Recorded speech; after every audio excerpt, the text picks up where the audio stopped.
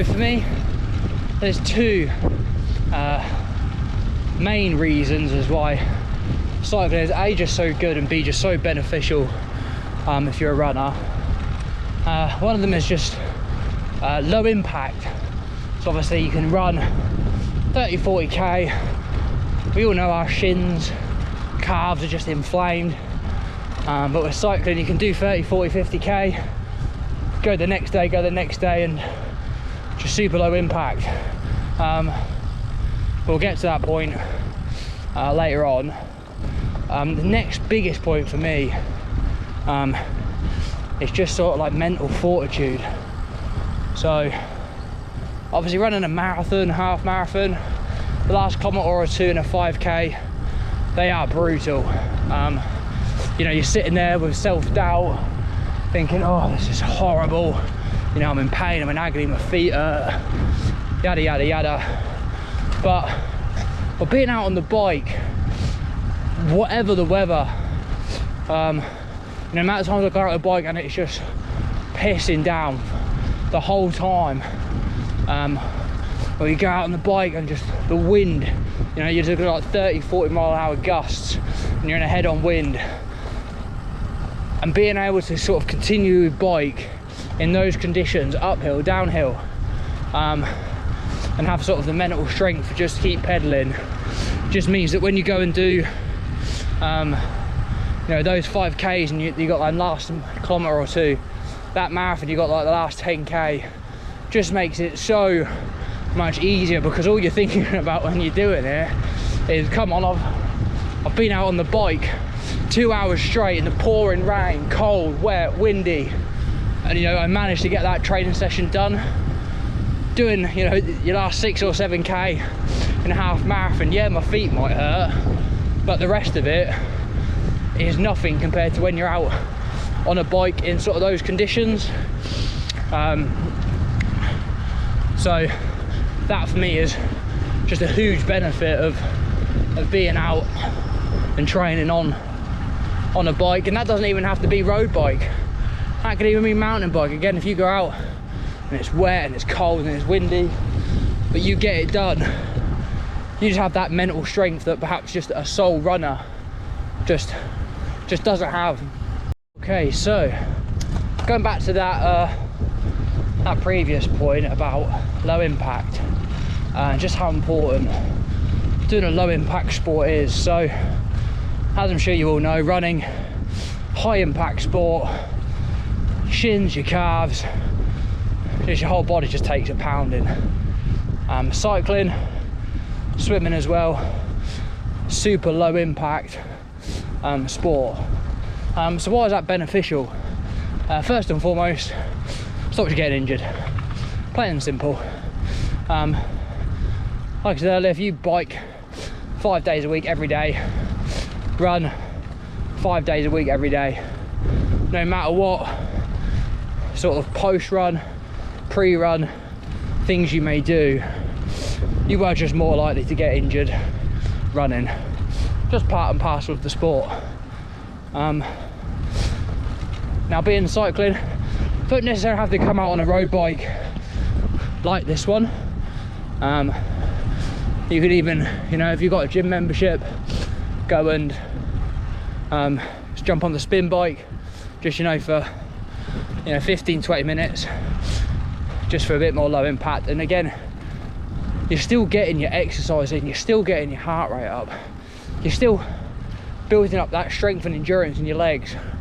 So even though it might be low impact, you might do it and you go, oh, my legs don't burn, I didn't feel anything. The thought and the endurance is still going to get built up in those legs. Again, with cycling, it uses a different range of muscles compared to running.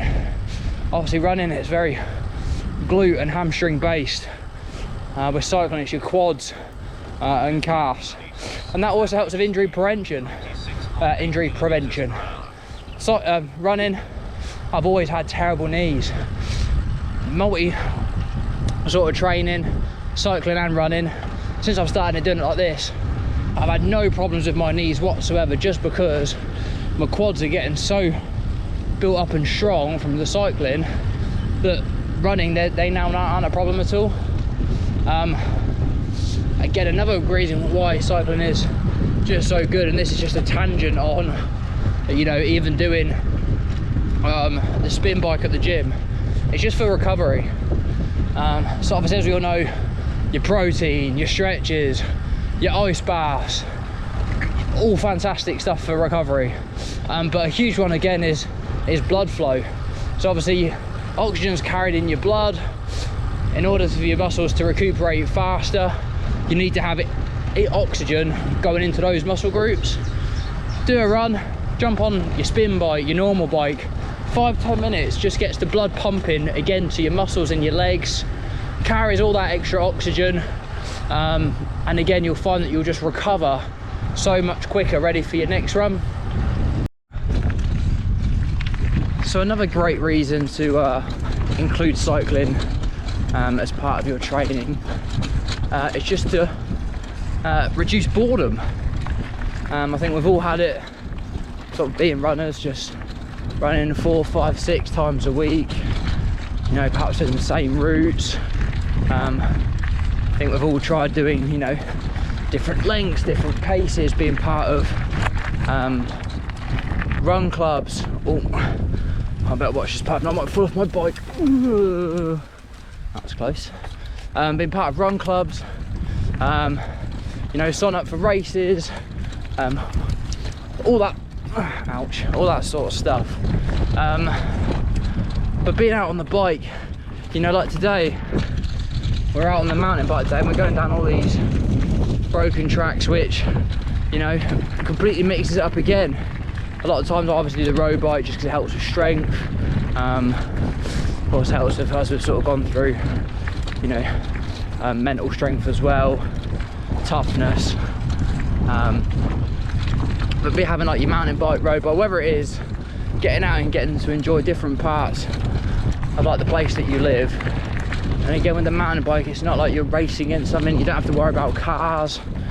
It's just very easy just to hop out, have a little bike ride, do something completely different than your normal running, and it just doesn't hamper your running ability at all. I'm sure a lot of people also think that it probably helps improve it, and yeah, by reducing boredom is exactly one of the other reasons it does it. Maybe if you have like an important race signed up and, you know, you're going for that sort of sub-3 marathon or whatever it may be, you're right, maybe it wouldn't be the best thing to start incorporating, you know, 45-minute bike rides. But if you're just, you know, in a block of training, just trying to get better, you know, races or anything important or serious planned, and you are feeling a little bit of runner's fatigue, then getting out on the bike is the perfect way just to fall back in love with running.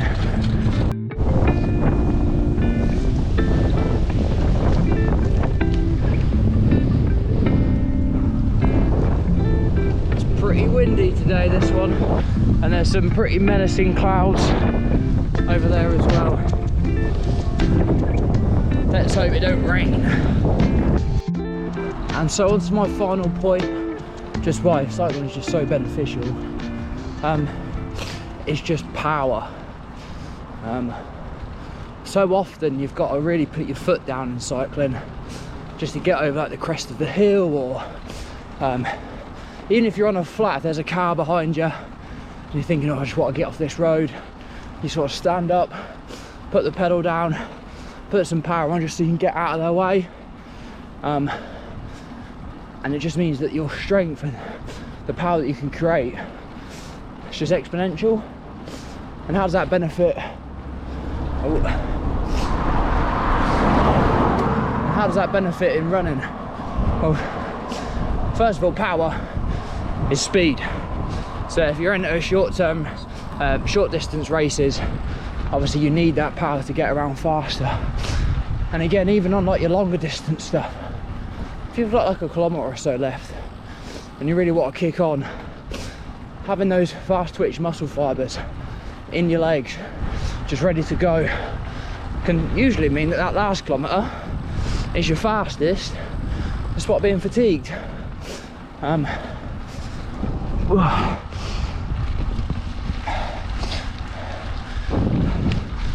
So yeah, quite a few points there as to why cycling is so beneficial, especially to runners. I'm finishing this ride up. When we get back,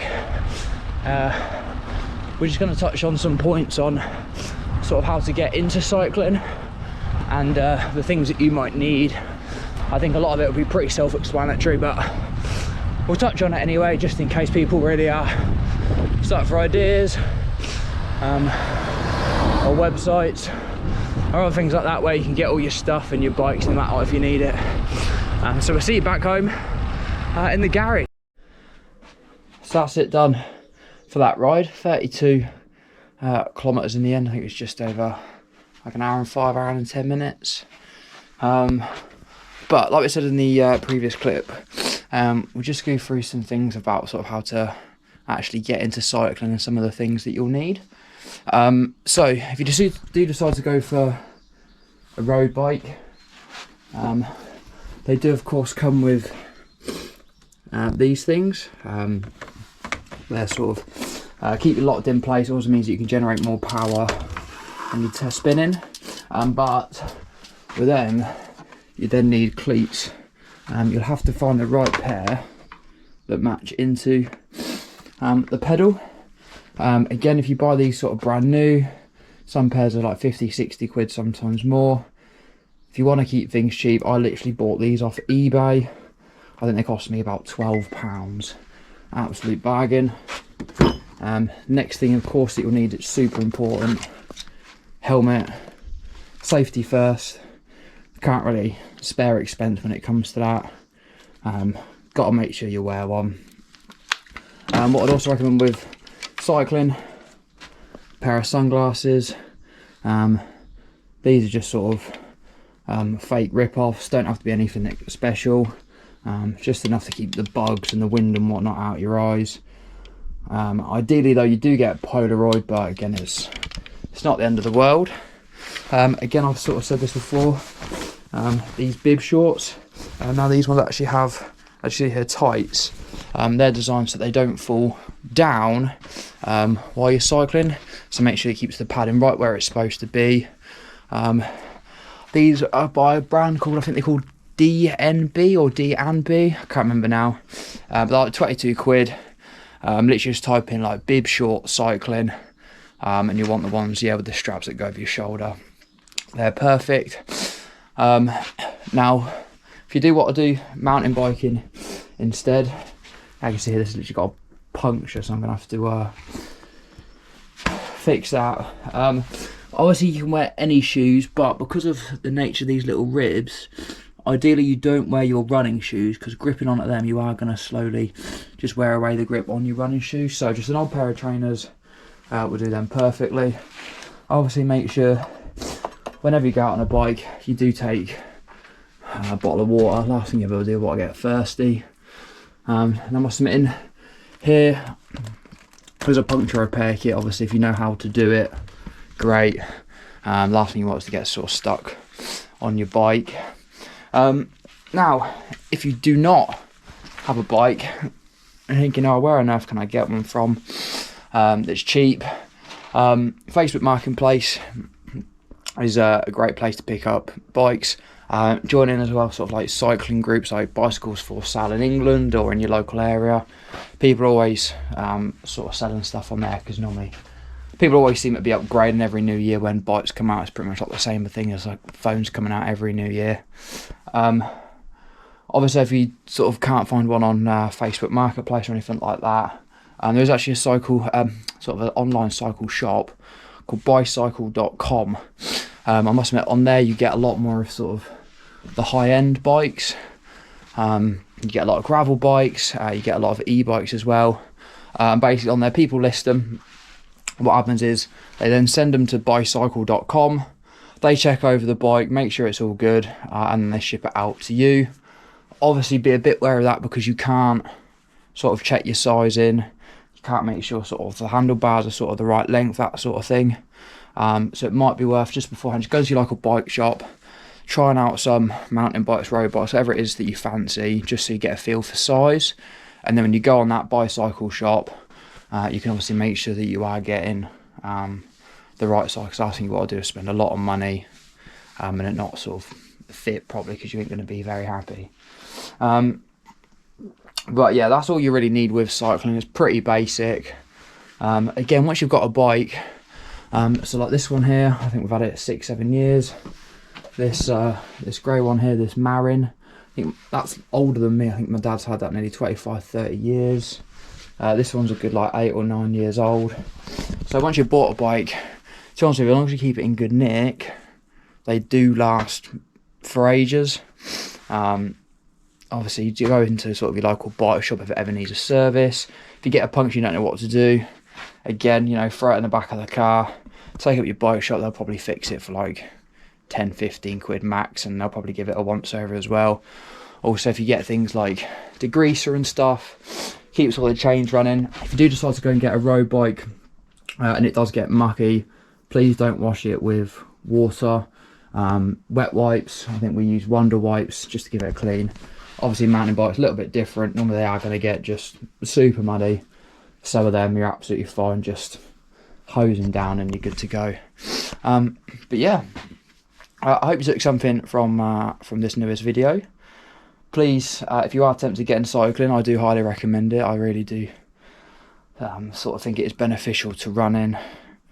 Again, it's just another way to sort of keep active, and it's low impact as well. And you know, last thing anyone wants to do is to sort of get injured and then can't go running for ages. But yeah, if you have any sort of further questions about it, feel free to put it in the comments, and I'll answer as best I can. Anyway, hope you guys have an enjoyable rest of your days, and we'll see you in the next video.